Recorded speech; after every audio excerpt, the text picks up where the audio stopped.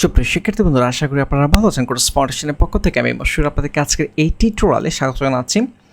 তো এই পর্বে আমরা ফাইবার রেফারেল সিস্টেম নিয়ে একটু আলোচনা করব সংক্ষেপে।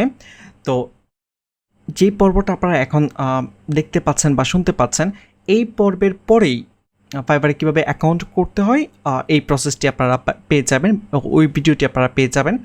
তো ওই ভিডিওতে আপনারা যেটা দেখতে পাবেন সেটি হচ্ছে যে আমি আপনাদেরকে দেখিয়েছি জয়েন করার জন্য fiverr.com, দেন হচ্ছে সিম্পলি এইভাবে fiverr.com অফিসিয়াল সাইটে ভিজিট করে দেন জয়েনে ক্লিক করেছি, তারপর হচ্ছে ইমেল কন্টিনিউ ক্লিক করে এভাবে অ্যাকাউন্ট ক্রিয়েট করে আমি দেখিয়েছি।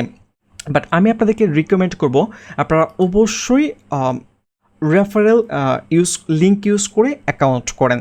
আর রেফারেল লিঙ্ক ইউজ করলে সুবিধা কি আমি যদি আপনাদেরকে একটু এক্সপ্লেন করি। এখানে আমার অ্যাকাউন্ট থেকে refer and get up to $100 এখানে যাচ্ছি। এইটা হচ্ছে আমার রেফারেল লিঙ্ক। এই লিঙ্কটি আমি আপনাদেরকে দিয়ে দিব ডিরেক্টলি। এখানে জয়েনে ক্লিক করে জয়েন করার প্রয়োজন নেই, ঠিক আছে?